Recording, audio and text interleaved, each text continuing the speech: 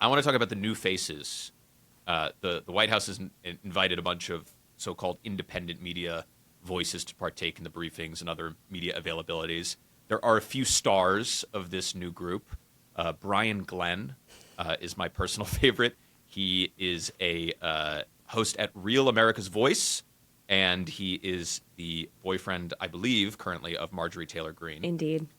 And he's a really interesting character. I wrote a profile of him a couple years ago, and I was rereading it, and there's this hilarious scene in it where somebody's heckling Donald Trump, and Brian Glenn at some public event, and Brian Glenn, who's interviewing him on the campaign trail, turns around and starts screaming at the heckler, which is obviously not something that reporters typically do, taking up the defending a presidential candidate against one of their own hecklers. Yeah. But so Brian Glenn has this very interesting role. He, berated Volodymyr Zelensky, the Ukraine's president, in the White House for not wearing a suit. Yeah. What has it been like welcoming all of these interesting voices into the White House alongside the traditional media? Have you sensed any tension there between the traditional folks and the newcomers? Because I know there was tension in the first term, when Channel Rion, I think her name was, from OAN. Oh, right. Kind of got into sort of scuffles with, and now there's far more of them, and they seem to be given a lot more access and power. So what has that been like? Yeah, I wouldn't say there's tension. I think more so sometimes there are like eye rolls or grunts when there are questions that are asked that are like not going to get us any news. I think all of us are hungry for some sort of headlines, new information from the White House, and there are just certain questions that aren't going to get us there. So I think that's for the press corps. I think we are all hoping when any one of us raises our hand or gets called on, that we are asking about the most pressing issues for the American people. And I think frustration, whether it's with new media folks or even old media, or I think the goal of these events, we don't have briefings every single day, and there is a limited amount of people who can be in the press pool in the Oval Office. So just for people that don't know, I'm in the briefing room because Politico has a seat in the briefing room, but I'm not in the Oval when it's a pool-only event because there's a rotation of people who are in that group, right? And the White House has taken over the pool, and now it's not the White House Correspondents Association that sets that; it's the White House, and so they've added more voices to that pool, which again, in theory. Yeah, more people should be involved. I don't have an issue with that. I think where it gets a little frustrating is let's push the story forward in some way, shape, or form, and that's I think what we're all hoping for from our colleagues. I think the other thing that I don't know exactly how to solve for, but I think the American public. And I think this is in part also the fault of us in the media and how things have been structured over the last several years. But there isn't a clear delineation between advocacy and opinion versus straight up fact-based journalism. And I think there's nothing wrong with the democratization of information and media. The fact that you and I can sit here and do this, and people are watching it, and it's not NBC News, but we still have the resources to be able to put information out to the world. It's amazing. But I think that there's a lot of confusion for the American public about what is actually just news and what is somebody giving somebody aggregating information or giving opinion about information. And I think that if we can start to clarify that, have it all, but let's be clear about what's what. Yeah. I think you hit the nail on the head. I am all for the White House broadening the scope of media that allows in access to. The problem is that most of these new independent voices, and I've been watching, hoping that, some of them step up to the plate and ask a tough question.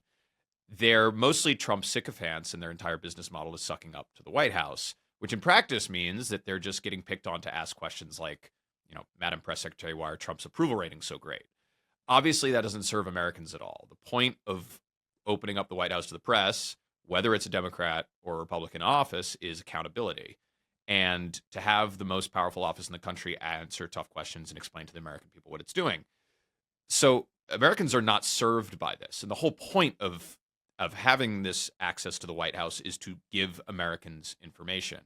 So I think it's important that Americans know that this is a waste of their time.